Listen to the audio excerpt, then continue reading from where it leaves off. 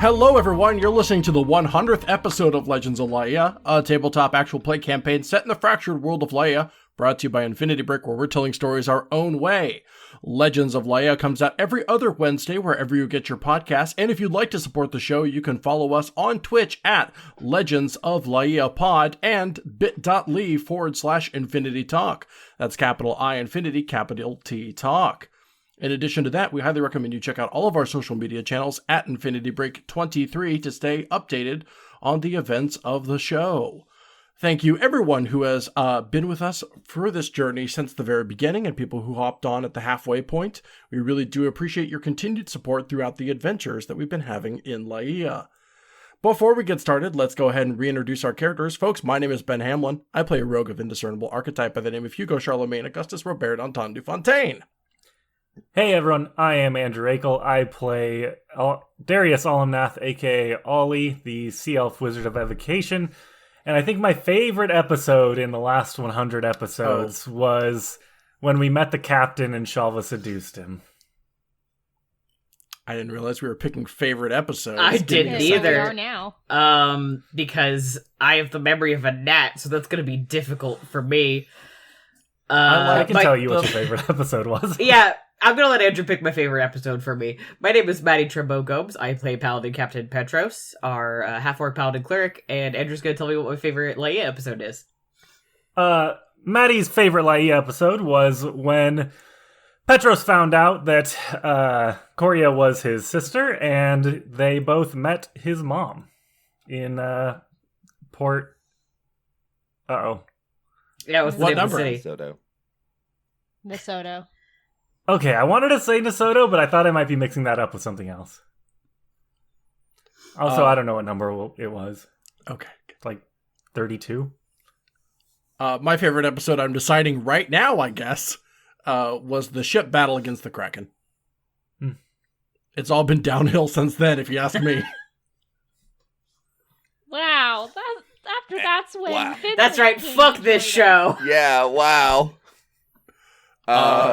No, it's either that or when we spent like a half hour trying to figure out how to jump out of a tower. Oh my god. I was already at the bottom. I wasn't even there. Yeah, I didn't for say that we one. all spent a half hour trying to figure out how to jump out of the tower. Very funny. That one was very funny because Maddie was like, well, why don't we just do this after the fact? And I was like, well, they were already stupid for half an hour. Sorry, we can't go back and change that. Yeah, all I got was a message. I don't know where I was, but I got a message saying basically like, hey, sorry. And I was like, for what, guys? I think we were like, do you have any rope? Hey, anyway, Yeah! can I do my intro now? Yeah. My name's Johnny Ronaldo. I play our halfling chef, Finley Murphy. And my favorite episode is, I think it's like 48 or something when Finley becomes a thing. And also, alternatively, episode 69. Nice. Hey! Hey! We spent so much time goofing around during that episode. Yeah. I mean, we spend so much time goofing around every episode. Yeah, what's new? And last but incredibly not least, your Dungeon Master for this evening, who I believe by the logic of us recording our 100th episode is now 100 years old. Happy birthday, Nick. It's Nick. Happy birthday to Nick. Thanks. This has been really amazing. I'd like to thank the Academy, but fuck the Academy. For turning 100? Yes, we're turning 100. The Academy of Age. Yeah. The Academy of Immortality. The Podcasters Academy. I'm Nick. I'm your Dungeon Master. My favorite episode of Legends of Laia. This is a good question. I do like the one where you go in and it was the Kraken episode because I think one of my favorite moments ever in Legends of Laia is Hugo's when he's like, surely this will make the Kraken stop attacking us, and he throws the Yoshi egg into the ocean, which meant that you guys didn't get a dinosaur companion. Like we need another child. Like we need another lizard. It was also something you could have sold, and then you would have probably met Finley, who would have cooked it immediately. we probably would have met Finley, as opposed to this timeline where we never met Finley. Finley would have cooked it. But yes, that is my favorite moment. The turnaround from clearly this is what's going to work to stop the Kraken attacking us to yeeting the egg over the edge of the ship was very funny. Anyway, welcome back to Legends of Laia. Anything else before we continue? So since this is our 100th episode, do we want to just do a quick recap of everything that has happened in the story so far? Andrew, Jesus, no pressure. If Just you a want quick to, Andrew, recap. you sure fucking can. Well, this is a group effort. So it started with a prison break that I wasn't present for, and I never actually listened to that episode. It started with a half orc with a high strength modifier not being able to lift a fucking door. And none of you have ever let me forget it. Like two and a half years later. Then there was a rock that I wasn't supposed to touch. Then there was a letter. Then there was a wagon train. Then there was... Yeah, We crossed the abyss. Yeah, the Godless Abyss. That's where we met Chalva 2, more L's. I see. Never mind. Chalva 2, Yeah. more L's, Chavala. No, we met Shavala in Shavala in prison. Shavala has been on this podcast. Never mind. Hugo We met the fucking boat keeper of the boats. Yeah. River crossing Karen, fucking as you Charon. named him. Yeah. No, you named whatever. him Karen, like K. I was not there for that episode. Let's see. You Then were we in then we jail. met the Nick, do you want the recap or not? Yes. Then we met the Zafari tribe, and that's where we met the Oracle, and the Oracle was like, "Ooh, bad omens upon thee," and we're like, "Okay." That's pretty much what happened. And then we probably met Helm Bloodtooth at some point. Then we went to basically after we met the Oracle, we went into the temple thing and got the second artifact and also Dragon Child. That's Was right. That the that's water when we, temple. Well, that's when later. we recruited Ruckchat, and That's also later, you're we reenacted the Mummy That was a desert 1999. Yes, that was the desert temple. With just as many hot people. Uh-huh. Oh, thank you. Then we went to Port Nasoto, and we spent a long time in Port Nasoto. Like easily 20 episodes. We went to the water temple. We fought a dragon. Hugo ran away. Nick forgot my turn one time, and I didn't have a combat turn twice in a row. And then I very meekly from the corner said, Nick. There was a mirror. We fought vampires at one point.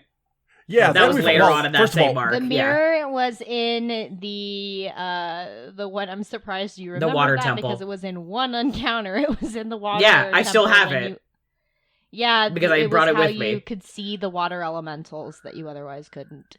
Yeah, Nick, I remember shit.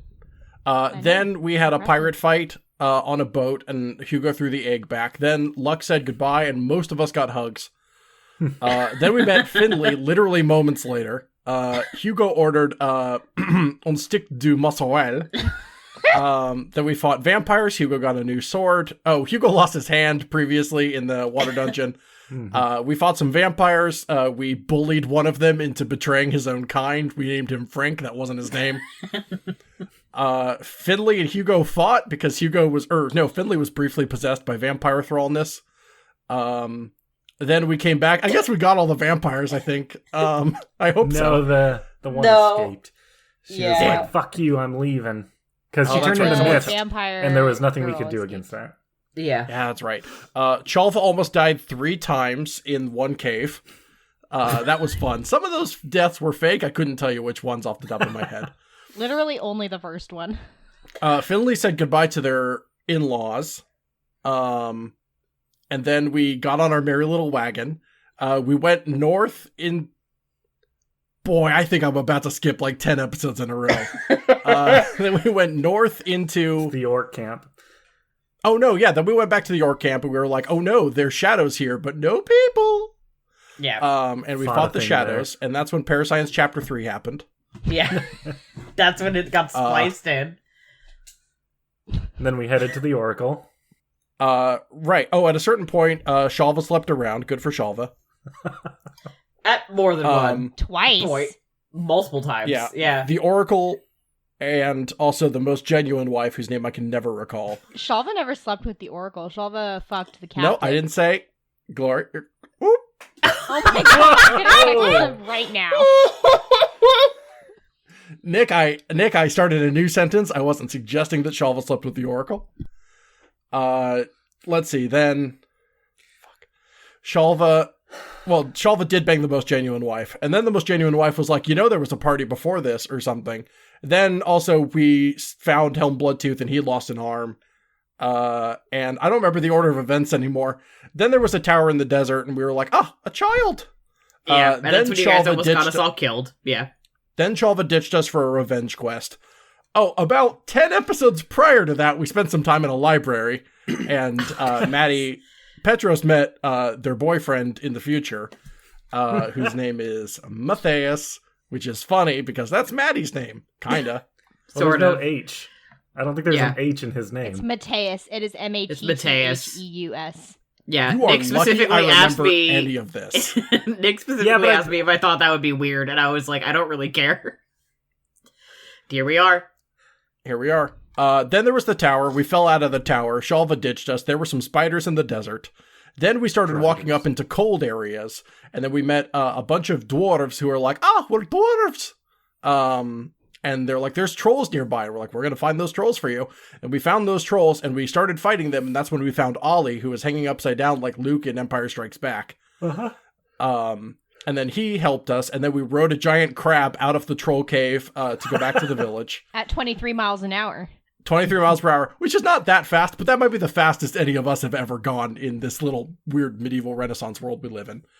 Then we hung out with the dwarves for a bit. Then we traveled to Montaigne, and that's where we've been ever since. And now Hugo's mentor is like, but I'm going to do the maximum amount of evil, and I need you join me, and we can rule the galaxy as far and soon.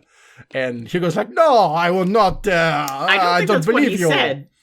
Obi-Wan never told you what happened to your father, did he? He told me nothing. He told me you killed him. I don't think he ever implied that you guys were father and son. Yeah, no, Hugo. I am your mentor. And Hugo's like, yes, I recall. Smaller Hugo. Conspiracy theory. Yeah. Yeah. And then we spent some time in a hot springs. Ollie can fucking sing, and that's good for Ollie. Finley gives very detailed descriptions of everything that she cooks. They all sound really good at make me hungry. Yeah, that's what blows. It's always in the middle of a recording session. I'm like, cool, excited to eat a piece of bread between episodes. Y'all should try eating food before the podcast. Shut up. I do, but I like food. Petros has family issues, and Petros has family issues and doesn't know whether or not he's dating Matthias. Hugo keeps making up books that he's already written. And then Corey is there. I'm pretty sure it takes two people to agree to date. Yeah, it does. Now, I'm double checking because I'm single, as far as I know, but I think it takes two people to agree to date. Well, the funny part is Mateus also doesn't know that the rest of the party is like, oh yeah, those two are together. Yeah. Oh, we did go on a heavy air quotes date. Yeah, and Hugo tried to kill Mateus, so. Yeah. Ben, do you agree with me that that Petros and Matthias are dating? Yeah. All right, two people done. Okay, that's democracy, baby. That's right. You got me there. That's called an arranged marriage. Anyway, that I think is more or less the plot of Legends of Laia. I feel like I forgot something major. I feel like we missed maybe the entire motivation for why we're doing any of this, but that's not really relevant at this point. Or the part where your best friend turned into the villain in the middle of the. Oh yeah, that happened. Nick, I fully understand what you're saying. If I could just counter that slightly, not my best friend. Okay, cool. I don't think Hugo and Chevalo have spoken. That's not our fault. So I didn't forget. Yeah, and we're going back to the Abyss because we're trying to get some spell components. We're trying to specifically get a decent chunk of rock. I have a little piece, but we need more. Because Elias, the most genuine wife, is making a fake of one of the artifacts for us. Am I allowed to intro the episode now? I don't know. I wasn't fucking preventing you. Oh, no, This I is wanted to wait Andrew's until that fault. was done. Yes, you're allowed. It was very funny. I think we Last just introed time. the episode. I don't know what else but you I have need, a better Anders. one, so. Oh, wow. Okay, fuck us, I guess. No, the recap was very good. Last time, on Legends of Laia, you reached out to Elias for help in creating a mock artifact with which to fool Zorban Molik. Fortunately for you, the High Elf Wizard says it is within her power. Unfortunately for you, it requires that you wander into the Godless Abyss for a particular kind of stone, which she needs to create a good enough body double of the Crown of Madness to fool Molik. On her urging, and with a few days left until the Black Tie Museum Gala, you use Elias's teleportation scrolls to journey quickly to the edge of the abyss. For most of you, it's some place you've been before. And to one of you, Petros, it's achingly familiar. Not a pleasant nostalgia, really. More of a memory of something that hurt you so badly that your every living instinct is telling you to run as fast as possible in the opposite direction. Wow, way to make character choices for me. Even here, on the edge of the crevasse, the sensation of an indescribable evil settles like falling ash into your skin. It's oppressive, like smoke from an all-consuming wildfire. The crack in the continent runs further than your eye can see in either direction, into a never-ending horizon. The sky, which was dark but alive with stars in El Norte, has turned an inky black, that suffocating darkness snuffing out even the lights in the sky above it. There's nothing above, as though the environment itself is saying the only way forward is down. Looking over the edge, you can see the river Styx meandering through the rocky cavern floor. Stark black rocks, dead bushes, and scarred earth make up the rest of the abyss's floor that you can see. You can't see any signs of life. How do you plan to get down there? Okay, so I assume that the rocks are at the bottom. Yes. Oh, who said that? God! Sorry, Anybody you're else not a hear that? paladin. You don't get to talk to me. No. Weirdly enough, I didn't hear that. So, that sounds like a you problem. I do have rope. If we want to use it this time, as opposed to the tower. It is about a 60-foot descent. Okay, I Is have it- 50 feet of rope. We could drop 10 feet. Or I could drop 10 feet. Because I'm, like, 6.5 feet tall. It's not a very far drop for me. And then catch the rest of you. Is this like straight down like a cliff face, or is this like Yes. slanted? It is like a cliff face. Oh, There are some, like, if you wanted to spend time looking for a way down, people come in and out of this, adventurers and people who are crazy enough to go from one side to the other, will make their way in and out of the Godless Abyss when traveling. If you spent time on it, and I'd ask for like a survival or perception roll to look for another way down that wouldn't require you to use rope. We can do that too. I have a decent survival. So. Hold on, I'm looking at spells. Summon the crab. Spell of get you down a cliff face. Summon the crab. Yeah. I don't know if the crab is going to be able to go, like, direct. Yeah, I don't think it can. I don't think it has a climb. It's not like a speed. goat or something. Now, if it was a mountain goat, that would be different. No, But I that's had a not what really we're fun dealing with idea, here. but I have storm sphere, not watery sphere, and I need watery sphere for a really dumb idea, but I don't have it, so none of this matters. I don't really want to just climb down though. That's really boring. Okay, well, I'll look and see if there's another path then. Sometimes That's even boring is more okay.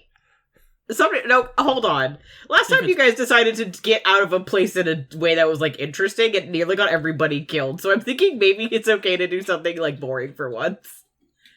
Sometimes boring is safe. Yeah. All right, well then, you guys do it boring.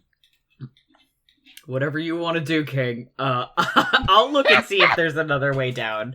And if there isn't, then we'll use the rope. But I'll roll a survival. It's an 18.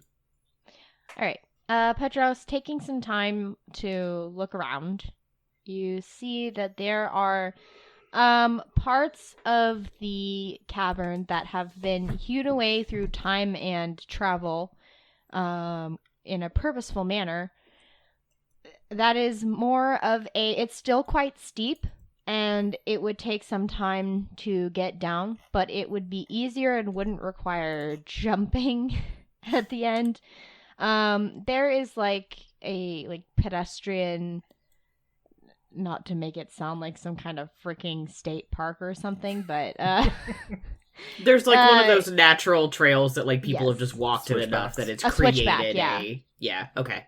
So it's still very steep, but it goes down the side of the cavern at a lesser angle rather than just dropping straight down. There's Okay. a Great. railing so that you don't fall, and then there's benches to stop along the way. Yeah.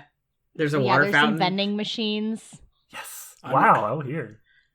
Hey, fellow Oregonians. I'm specifically thinking about the Cannon Beach Oh, staircase. I'm thinking about yeah. Moldova Falls. Yeah. Yeah, well, I'm in agreement. Same with idea. Same concept. that. Hey, non-Oregonians. Hey, everyone else get fucked. Hey, Finley. Learn to Google. Finley, Yes. Yes. I dare you to just jump. How high is it? 60 feet? That your response wasn't no. Well, I'm just like, alright, how much is 6d6 of damage? 36. Potentially quite a lot. It's not that much for this level. Yeah, but what if there's an evil worm at the bottom that immediately attacks Finley, and Finley's alone and just took 36 damage? Yeah, what if it's Tremors down there? What are you gonna do about it then? What She if just it's falls the- right into the pit of Sarlacc. I was literally about to say the Sarlacc pit, you fucking dweeb! Same brain cell. Finley is going to, for a brief moment, she looks real dumb, like she's just gonna jump, and then she takes out her grappling hook, which is in her inventory for real in real life. Hell yeah. And, is putting the hook part of it around something so that she can just grapple down. Yeah, that's cool. So she's Boring. gonna grapple down the 60 feet? Yeah. I mean, she has 50 feet of rope, so she'll grapple down 50 feet and then drop 10. Okay. Make an athletics check for me. Happily. Could I argue acrobatics? Athletics. Alright. Anyone who's been rock climbing or with anything natural like 20. that. Okay, you managed to do it without any problem. Your arms are swole as fuck, so you have awesome core strength too, so it's no problem.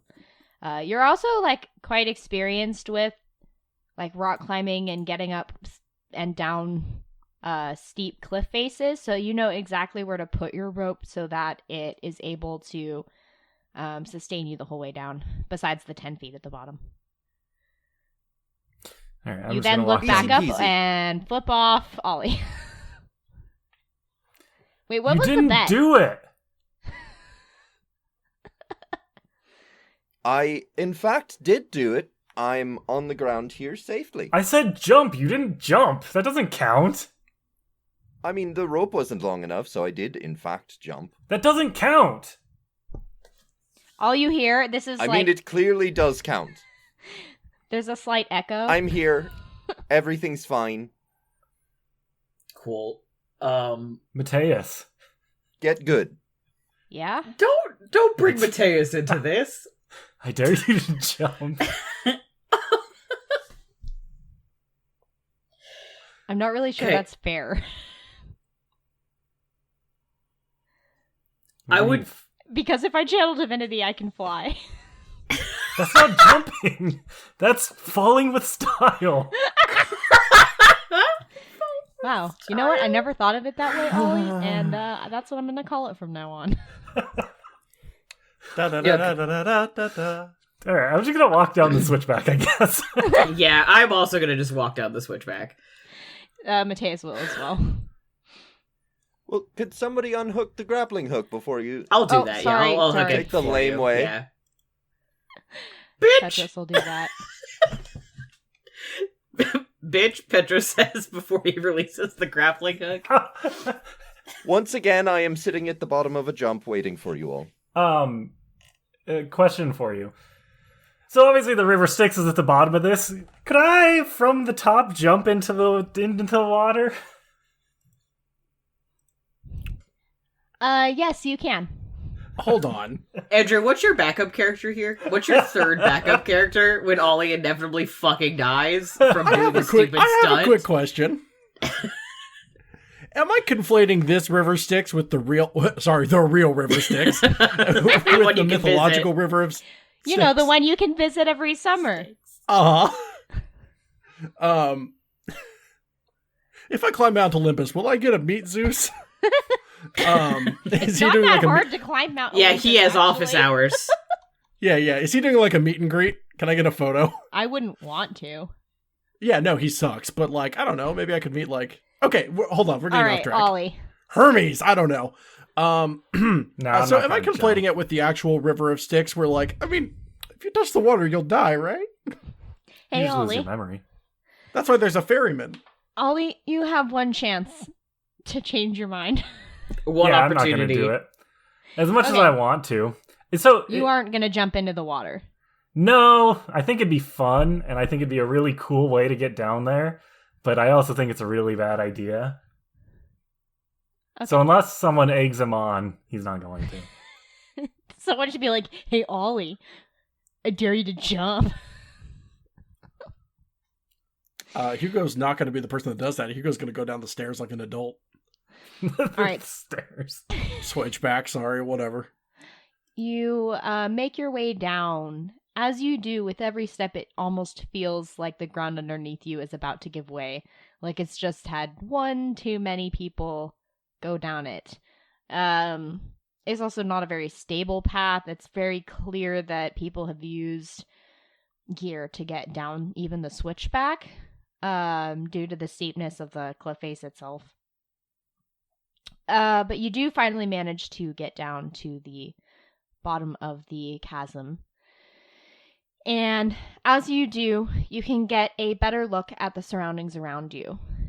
Looking up, that cloud of darkness that was obscuring the sky seems to have fallen so that you can no longer see above the chasm walls. So it kind of looks like the chasm walls go up forever, reaching into these black clouds. The dead bush and other, what you assume were once greenery perhaps, are stark white and brittle. And there are many cracks in the earth that look like the scars of gigantic claws. And the river itself is this murky blackness that is impossible to see down. You can't tell how deep the river it is. At first glance, it seems like the river is moving quite slowly, but it belies a very strong current. And the river seems to have burst its banks slightly just ahead of you, where a small amount of the water is cresting over the riverbank, over the path, the walking path. As you come into, kind of come up to the edge of where the water has crested the banks and is going over this one path where there's was a small land bridge, it looks like. You see kind of in this dark water that it looks like it bubbles slightly. Like it crests almost like a wave, but as if someone was coming up for air. But you can't exactly see what, and it goes back under the water quickly. And this happens quite a few times, but past the past the water, you can see a large outcropping of this pitch black stone, similar to the stone that Petros has and the one that Elias is looking for. That's what we need, right? Sure looks like it. All right, so let's just cross this water, grab it, and then text Elias. Teleport out of here. No, wait, we have a thing. We just Yeah, have to grab it we and have get a- out of here. Yeah, we don't even need to come back. We just need to get to it. But we all need to get to it, no? Yeah, we just need to get over there to the rock together, presumably, because once we get it, we need to teleport out of here, but we all need to be, like, together for that to work. I can't, like, if you guys are over there, you're just fucked. Exactly. I do not want to leave anyone behind, nor do I particularly want to be left behind. Yeah, agreed. So the water that is up on the bank, is it like is it moving? Is it coming up and then going back down? Yeah. Okay. Okay. I The have water an idea. itself very much acts like it is alive, like it's some kind of snake slithering over this land bridge that Yikes. once was. How wide are these, like, streams? Anywhere between 20 and 35 feet across. Not supremely jumpable, then. Okay. No, it's not jumpable. Very much would not like to go I have an through it, idea. but... Yeah? Ollie pulls out the wand of assembly. Okay.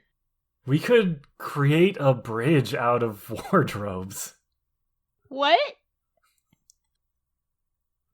Cabinets? Cabinets. Whatever. Is there a limit to how many cabinets you can make? I think so. What is it? I think it has like 19 charges left. And does it recharge, or is it just... Oh, No, like... I don't think it recharges. Okay. No. Okay. Do The you only want to thing blow... would be that the water might, like, lift them up or, like, move them. Yeah, we also don't know how You deep know, which it is what happens to wood when placed in water. Almost like the item was designed to not be able to make bridges out of. Cowards. Just summon a bunch of them, tie them together, throw it across. Hope for the best. Make a little boat out of them. Yeah. Hell yeah. It's Um, the only magic can item I look have, for- so I gotta make use of it. Yeah. While Ollie discusses his plan to make a bridge out of cabinets, can I look, like, it looks like there's like a cliff to the left? That's back into the river. You're like coming across a land bridge kind of thing. Gotcha, so there's nothing on the left there that's like higher up. No. No, it goes all the way across. Okay. We don't know how deep it is either.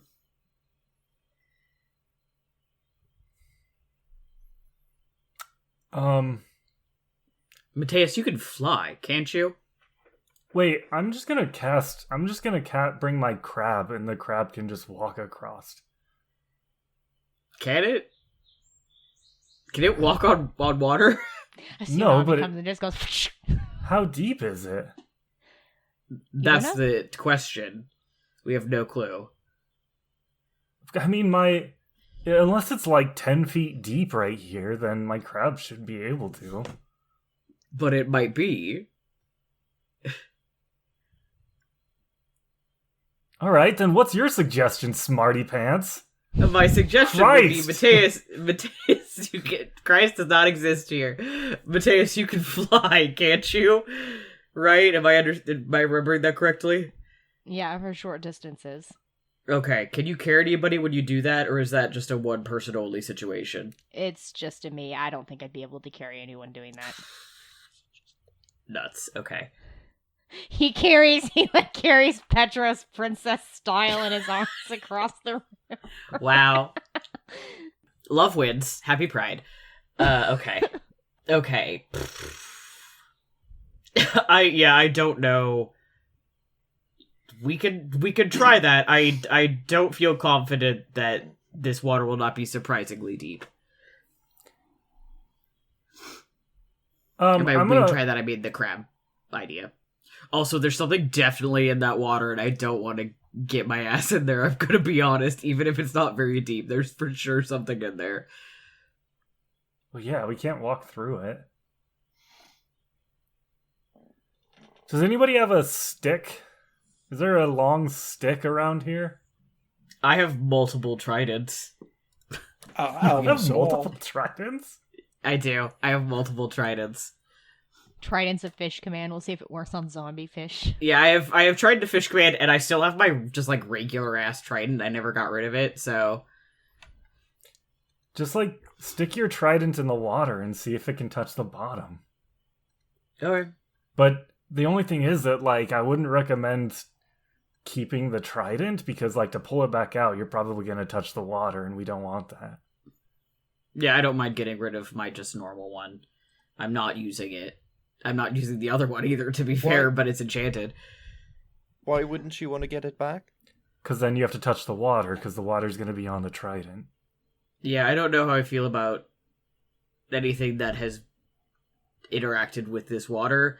We just have no clue what impact it would have on anything. You know, maybe it would Do we know that the water's cursed or something? No, but I have a strong suspicion that it is based on everything else about this place. My friend, it is called Maybe the that's Godless Abyss. Yeah, maybe that's my PTSD talking, but also I don't trust like that.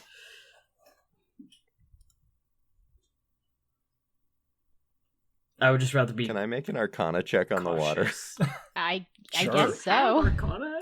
Like, I'm a dumbass. I'm not good at Arcana, but... Are you skilled in good, Arcana? I rolled a 2. Yeah, you... Question answered. It just, I mean... 2 plus 1 is 3. Not to bring back a former argument that y'all have had, but that just looks like regular darkness. Cool. Cool and dope. I mean, Cool, it's dope, dark and around sick. here. Of course the water's dark.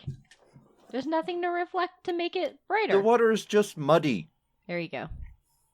All right, then And you just walk believe across it, Finley. This We'll need is to know how deep it is. okay. And swim across it. You can swim, right? Not against flowing water. Huh. Yeah, not all of us can swim against flowing water. Brag about it. This is the stupidest idea in the world, but I have to say it out loud just to get it out of my brain. I can turn into a rock. One of y'all could just fucking... Are you gonna throw him Just into throw the you. water? just fucking shot put me across. Now Wait skip you 15 across. minutes. Oh, Hugo finally gets to build his trebuchet. We're not doing that. I think that's a terrible idea, because if one of you fucked up the roll, I'd be dead for sure. But I think you it's should funny. do it. Before we do anything, I could tie you to the tip of one of my arrows. Can I roll an Arcana check to see what I know about this water and what Sure. this river might do to you? Sure. 25. You've never been here before, this is an article of magic that has been talked about worlds over in any establishment where magic is studied, particularly the dark kinds of magic. It is well known that this river carries many nasty things, the extent of which is not fully known. But one thing that people do know from stories and from having interacted with it before is that the water tends to grab people and pull them underneath.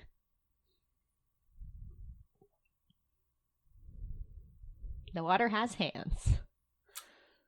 I don't like that. It's either the water with its force pulling people down, its strong current, or there is something inside the water grabbing people and pulling them down into the abyss. Like a kelpie. Okay. So, like, the abyss itself is maybe, like, under this water, essentially. Like, this is almost like a portal, if I'm understanding it correctly? Yes, or like a pathway to it, almost. Gotcha. Because this river does run into the abyss. Gotcha. When the path opened up, it was like this thing which was already in the abyss, then was exposed to the world around it. Because I was going to say, me getting pulled underwater is not the end of the world. I can breathe. Yeah, maybe this water is the issue. But, yeah, generally would not be a problem.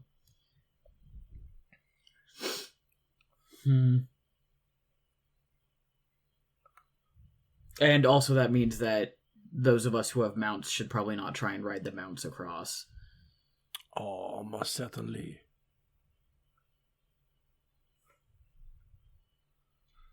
All right, so we're back to the bridge idea then? Yeah, I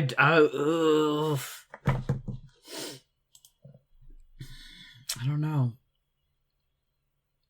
I mean, if you try and throw, like, a cabinet in there, it sounds like it's just gonna get dragged under in a way that will not be productive to our venture.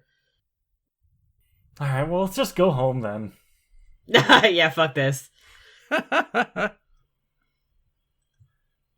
I mean, maybe this is a situation where only, like, those of us who can otherwise get across, go across, get what we need, and then come back.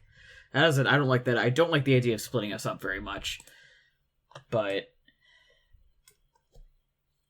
And by those of us who could go across, I mean Mateus can fly, and one of you can fucking throw me when I'm in rock form. How big of a walk? I mean, that's looking like our best option.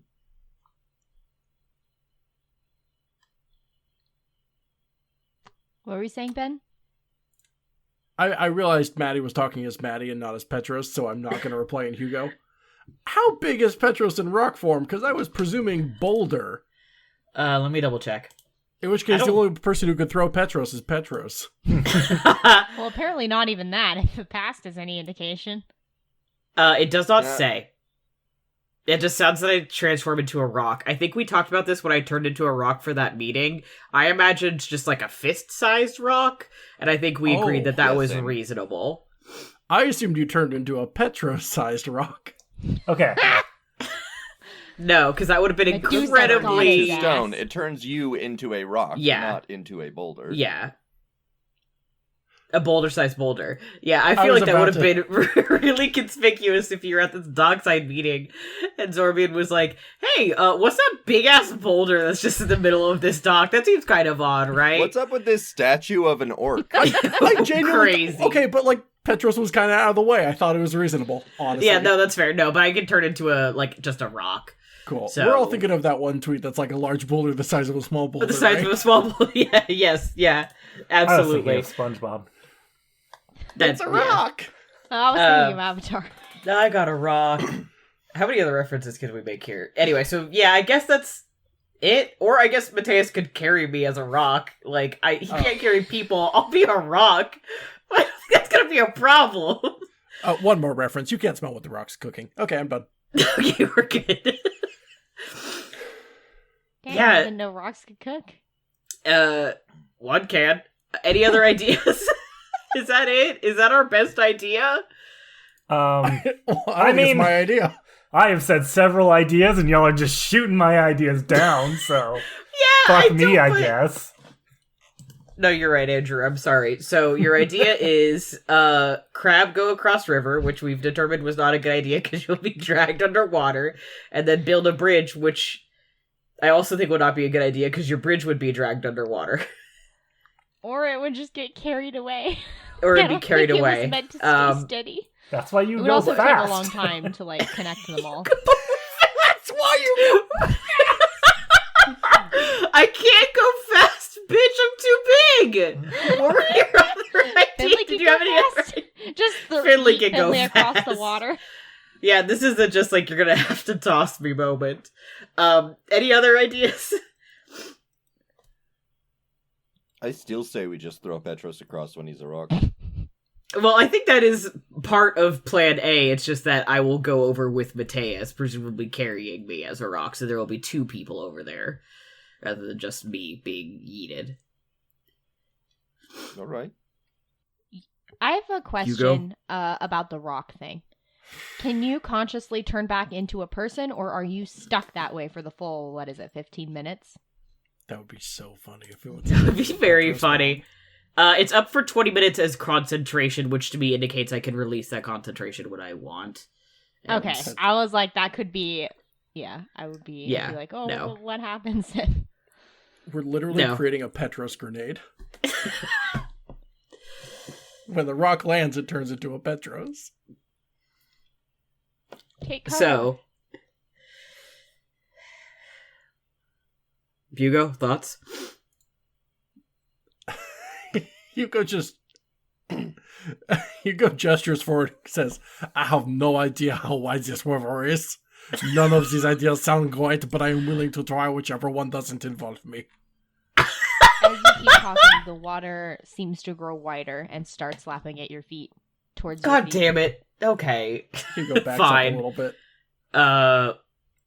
Okay, what about this? Finley has a grappling hook. Throw that shit across and let's shimmy on over. Shimmy-yah? Yeah. Shimmy-yah, shimmy-yah? Alright, whatever. I mean, do we even know that all of us need to go there? Yeah, I don't think so. I think that maybe I think we could just do a smaller party and have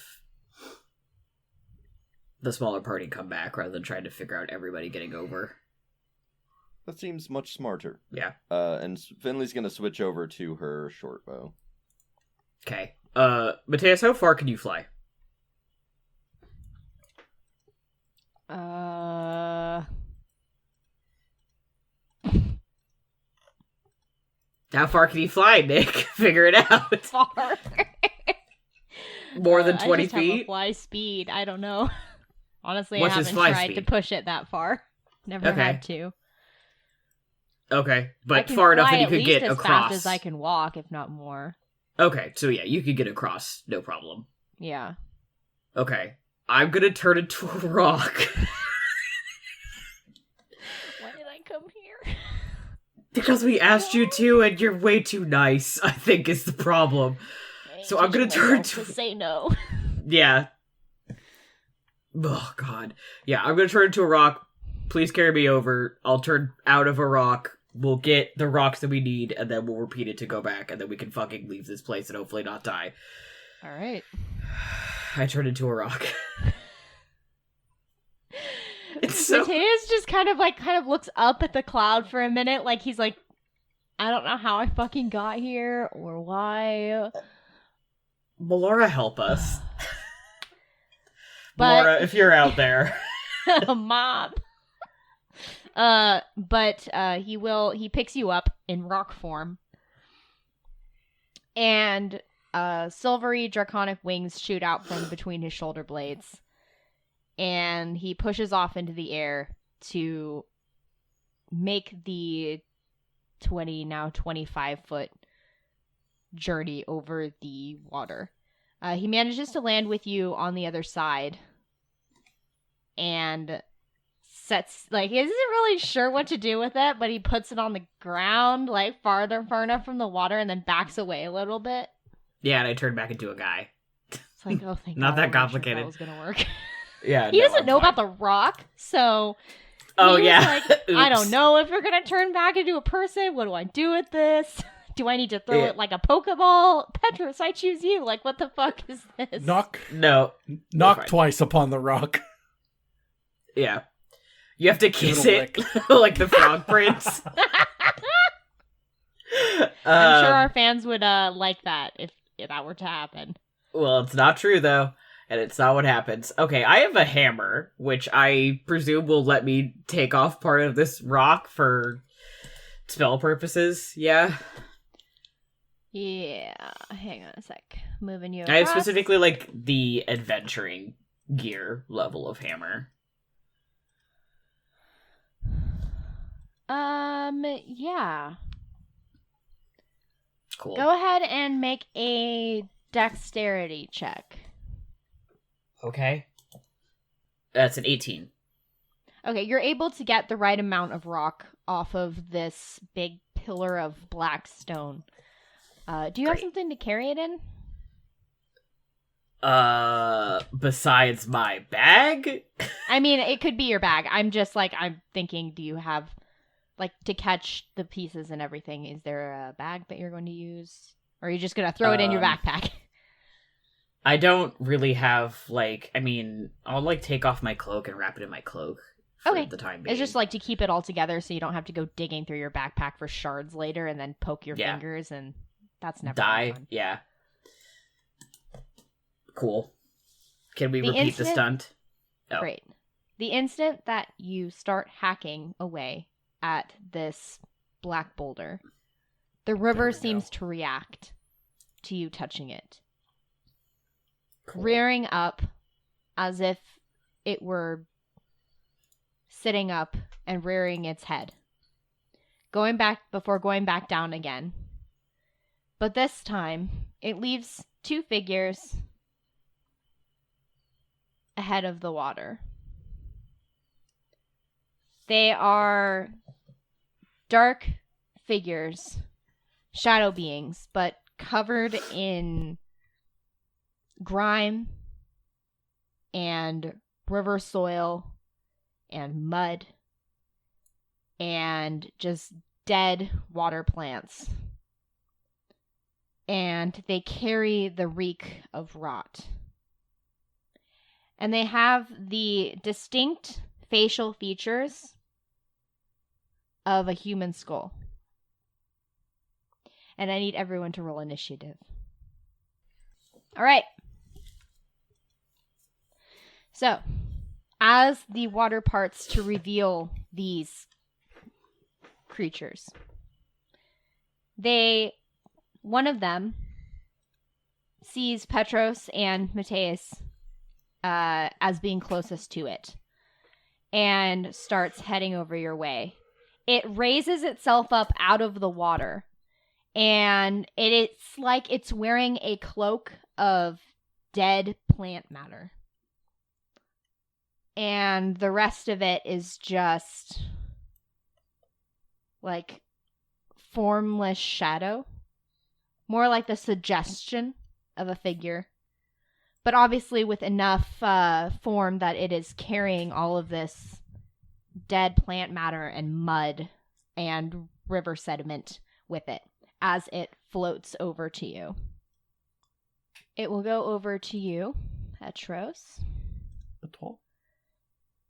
And will attack you with its claws. That will be a 14, which doesn't hit. And a 13, which doesn't hit. So it tries to swipe out at you, but its claws, you manage to lean backward just in time. And that smell of just rotting plant and mud is just brushed right in front of your face. The other one sees Hugo, Ollie, and Finley and will go over to whoever is closest to it. It doesn't seem to have the desire to choose anyone specifically, just Hugo, it happens to be closer. Mm-hmm. And it will also try to hit you with its claws. It can try. 10, which I'm guessing doesn't hit. No, it doesn't. And a 21. Yeah. All right, so 1.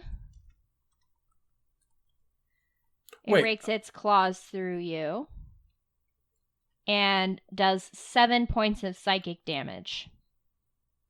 And then it'll use its bonus action to hide.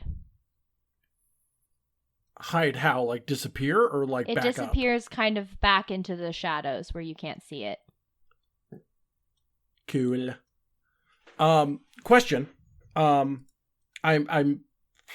we talked a lot in the last 2 sessions about picking up Hugo's armor.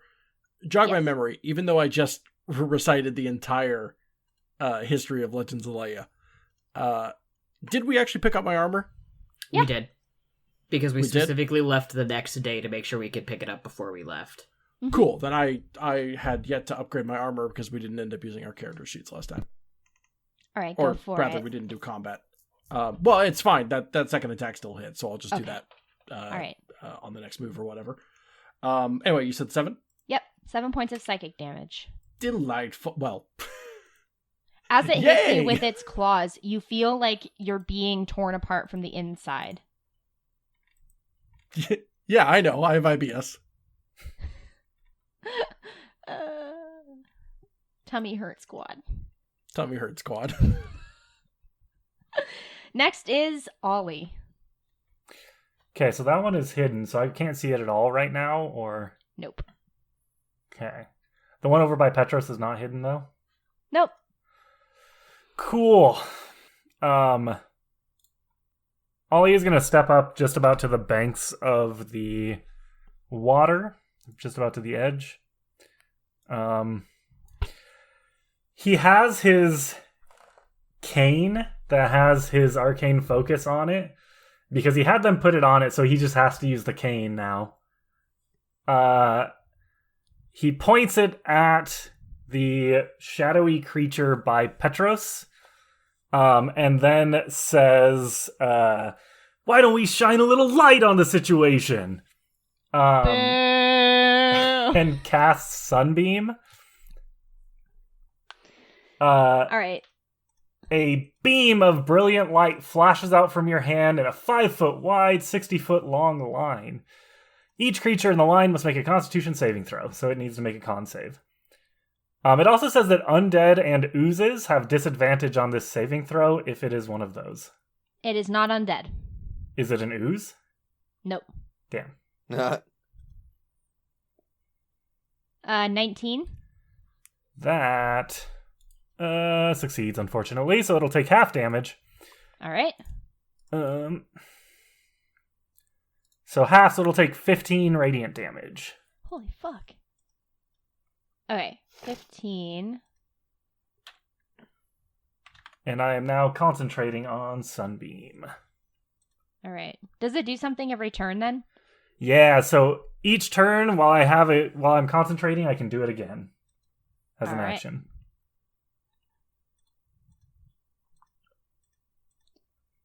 Is that your turn? That is my turn. I am done. All right. When you cast your spell and the sunlight just bursts from the top of your staff, boring into this fiend, it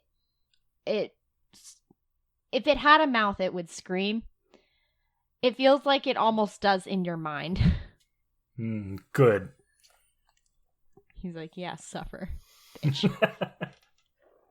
And in so doing, it almost shirks away from Petros and Mateus. Next is Hugo. Wait, Hugo has upgraded his armor. He just changed really quick. So I see that, I see where the monster is, right? Am I able to, you said it kind of disappeared into the shadows, but can I, see it? No. Even though it's within range of my eyesight? Because it's like 15 feet away from me. No, it is unseen. Okay. But I saw which way it went, right? Yes. You saw which way it went. And the sunbeam isn't helping me at all? I didn't shoot it at that one. Well, I know you didn't, but I don't know how bright the sunbeam is. It's sunlight, so it's very bright, but... Okay. It also has disappeared around. There's like a corner edge, and it has moved around that out of your field of vision. So it's not like you saw it disappear and could be like, okay, that's where it is. I'll take a shot in the dark. Okay, well, cool, because that's exactly what I was hoping to do. But it sounds like that's inadvised. You could definitely try it. It would just be at a disadvantage. No, that's okay, Nick. It sounds like it's a bad idea. You know where the one by Petros is, though, right? That's true. Oh, yeah. You would have to go across the water. Yeah, well, I can't. mean, Or I guess was you could suggesting shoot a your ranged hand. attack, Don't but- you have a He hand has crossbow? a hand crossbow. With a famously great range. Let's just measure that real quick. Let's just it's 40 feet. I don't think my hand crossbow goes that far. I think its range is 20. Exactly. So Which here's you the think thing: I don't want to. I made it. Yeah, brag about it.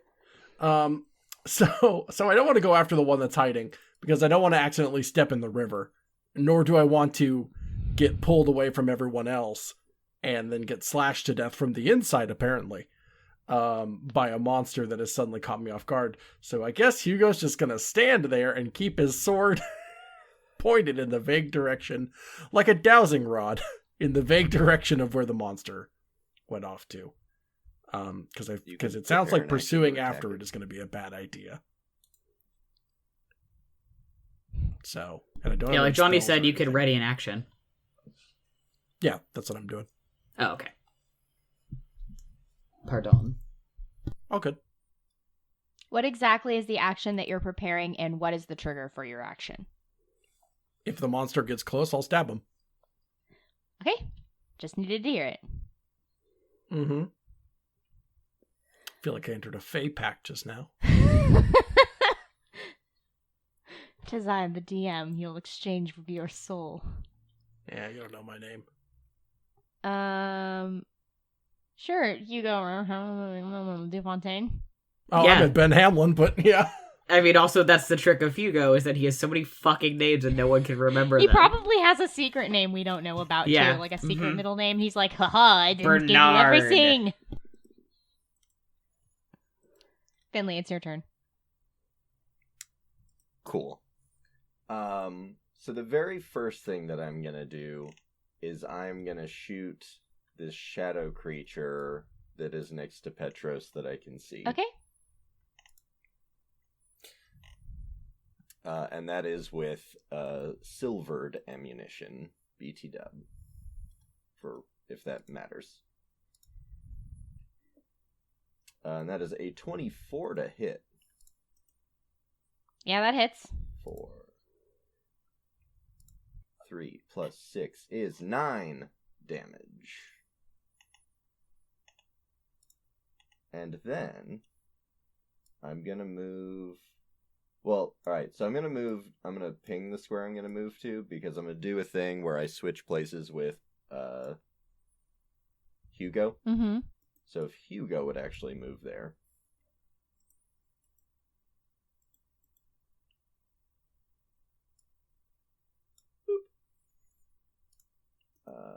That's a maneuver?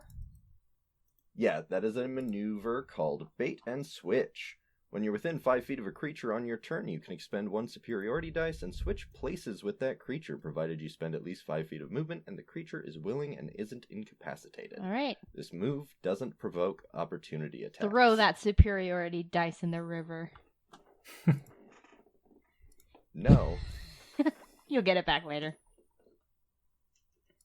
So I'm going to roll a d10 real quick.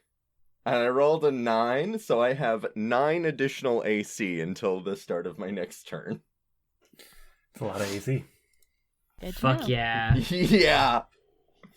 Let me just roll the superiority die until the start of your next turn. You or the other creature your choice gains a bonus to AC equal to the number rolled. Yeah. Yeah, so I just have 9 additional AC. And then what are the mechanics in your game, Nick, since there are not explicit rules in D&D 5e for switching weapons? Can I do that as part of my movement, or do I need to do half of that as part of my movement? I think that's half your movement. Okay. I wouldn't say it's free. It takes time to do that. Yeah. That's why I'm asking. The rules explicitly say I can stow my weapon as part of my movement. Yeah. Okay, so I can do that, and then will you let me use my bonus action to draw my sword and shield? That's my whole turn. Right. A note that I didn't realize, because I didn't read all of the spell. While I am concentrating on Sunbeam, for the duration, a mote of brilliant radiance shines in your hand. It sheds bright light in a 30-foot radius and dim light for an additional 30 feet. This light is sunlight. So I'm real fucking bright right now. Okay. And What's Hugo the can radius, see. sorry? What was that? What's the radius, sorry? 30-foot bright and then an additional 30 feet dim. So 60 total. All right. Finley takes out her cooking knife, machete, and her shield, which I like to think she's,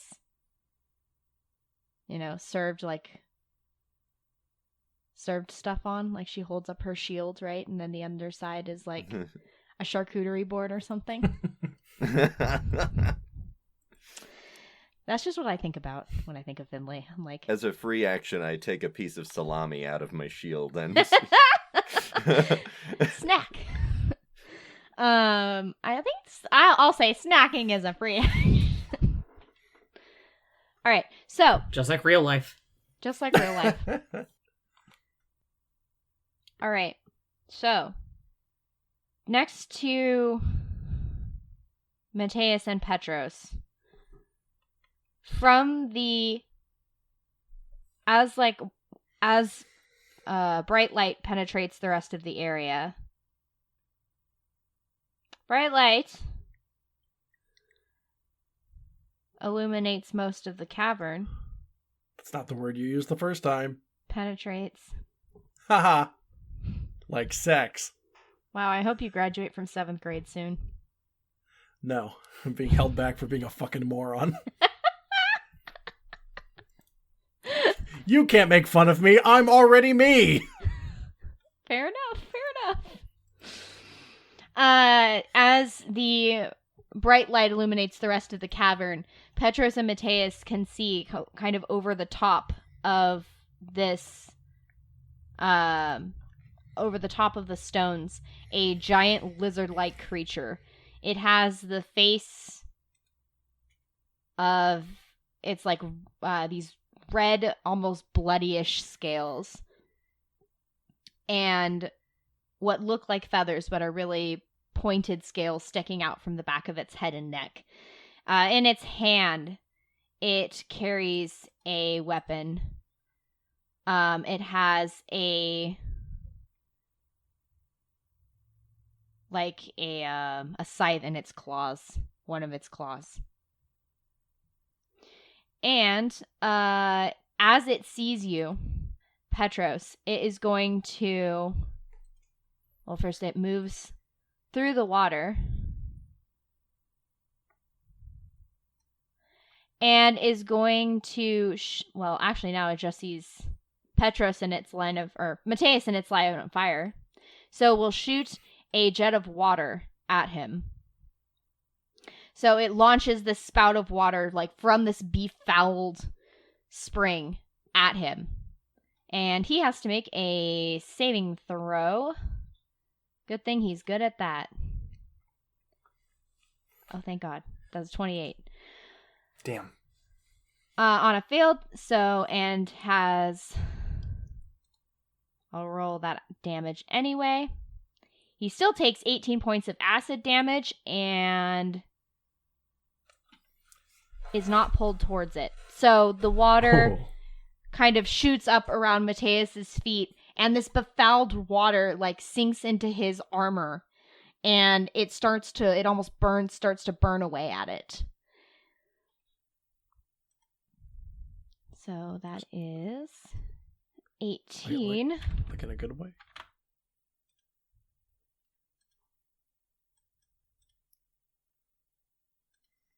Boy, I sure wish I knew any fucking magic. That is all for this demon. Next is Petros. So first and foremost, I would like to cast Thunderous Smite as my bonus action. And then I am going to make my first attack against the monster right in front of me. Come on, big money, no whammies. Okay, that is a fucking whammy. That was an 11. Miss. You try to get out at it, but because it's like writhing within the light of the sunlight that Ollie shot at it, you just barely miss it. Okay, I will then make my second attack. That's a 16. Not a lot better. Hits. Great. Okay. So I'm going to roll my normal damage first, and then I'll roll my additional thunder damage. So that is 9, and then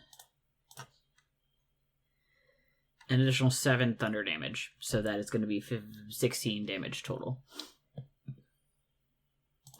And then additionally, it needs to make a strength saving throw. 19. Yep, that beats it. Okay, it's fine then. It does not get pushed away from me. Has a plus 9 for strength saving throws, so. Cool. Good to know. Cool. And then I am just gonna kick it right here, I think. I am not gonna move. He pulls out a lawn chair, kicks back, and relaxes. Yeah, it just hangs, really. But no, I want to be able to... I want to be next to Mateus so I can impose disadvantage if I need to. And I don't want this thing to get an opportunity attack on me, so... Alright. That's me. Good. Next is Mateus. Who's seeing the monster that just shot acid water at him is going to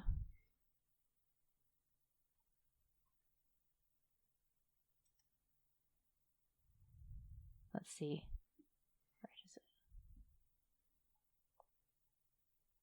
Where is it?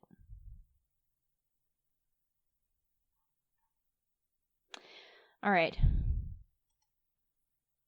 He is going to cast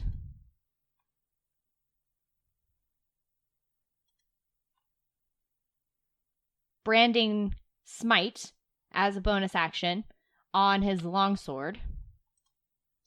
So when he attacks and hits, it'll do an extra 2d6 radiant damage. And shed dim light in a 5-foot radius, and then can't become invisible. So he brands the monster. He will brand anything he hits as being visible. He'll cast that at 2nd level. And because that was a bonus action, he will then move forward and attack the shadow creature with his sword.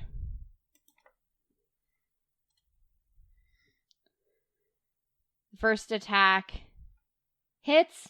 He swings his sword forward and cuts right into the chest area of the creature. And this shadowy residue kind of pours out of this wound on this creature.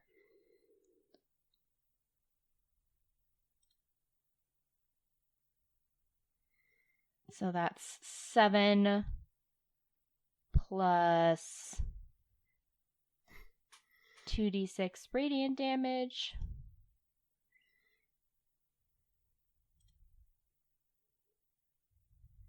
Which, of course, is a 2. Because, ain't that how it always fucking happens? Okay, but the target now sheds dim light in a 5-foot radius and cannot become invisible. So That's fun, though. Yeah, I do love that. And when he hits it with his weapon attack, you can kind of see the mark of Bahamut is branded into its chest where the wound happened. And through that mark is what's shining light from the creature. And it tries to get the mark off of itself, but it can't. It's just branded into its very being. Hell yeah, that's dope.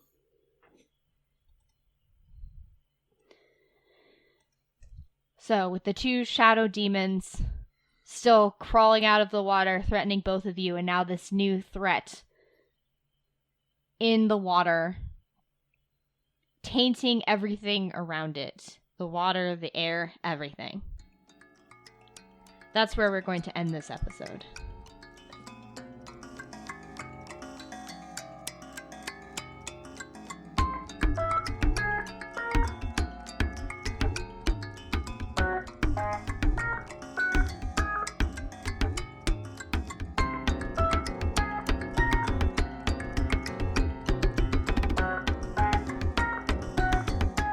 The show you've just been listening to was The Legends of Laia, brought to you by Infinity Brick, where we're telling stories our own way.